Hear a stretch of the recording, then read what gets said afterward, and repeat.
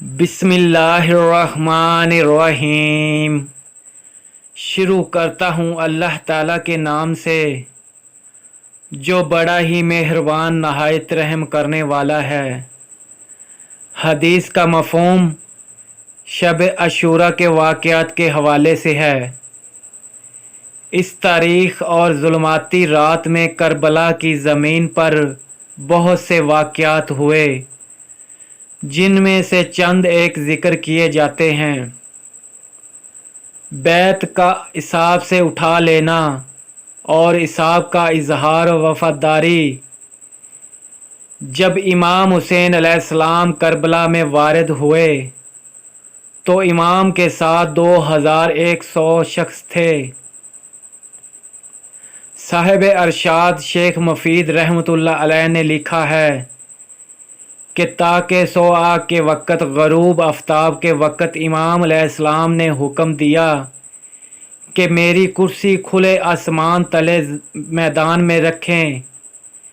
پھر صحابہ اور اہل بیت کے نوجوانوں کو بلایا۔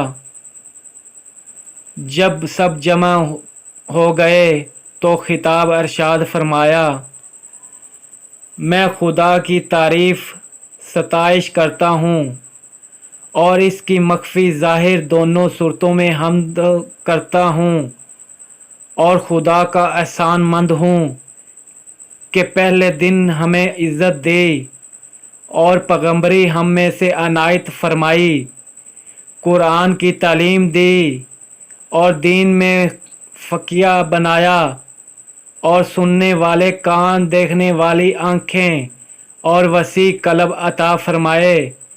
اے میرے اللہ، ہمیں اپنے شاکر بندوں میں سے قرار دے۔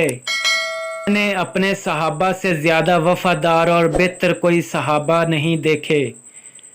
میں نے اپنے اہل بیت سے زیادہ نیک اور اصلی کوئی اہل بیت نہیں دیکھے۔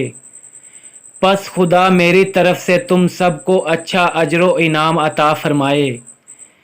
اے میرے صحابیوں، کل ہماری زندگی کا آخری دن ہے۔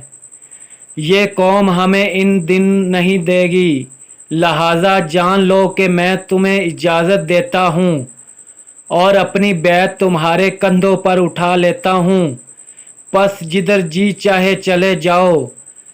ابھی رات کی تاریخ تمہیں چھپا لے گی، لہٰذا اس تاریخ کو اپنا مرکب اور سواری بنا لو، اور تم میں سے ہر ایک شخص میرے اہل بیت کے ایک ایک شخص کا ہاتھ پکڑ کر کل کے ظلم اور تشدد سے دور لے جائے۔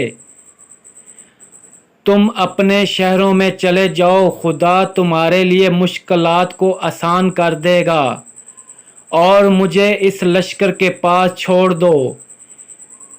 یہ صرف میرے دشمن ہیں، یہ قوم میرے علاوہ کسی کی طلب نہیں، یہ مجھے کسی صورت نہیں چھوڑیں گے۔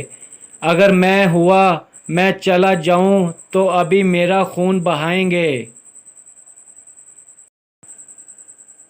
جتنے بہن بھائی اگر اس ویڈیو کو دیکھ رہے ہیں، اللہ تعالی ہم سب کی زندگی کو آسان بنائے، آمین۔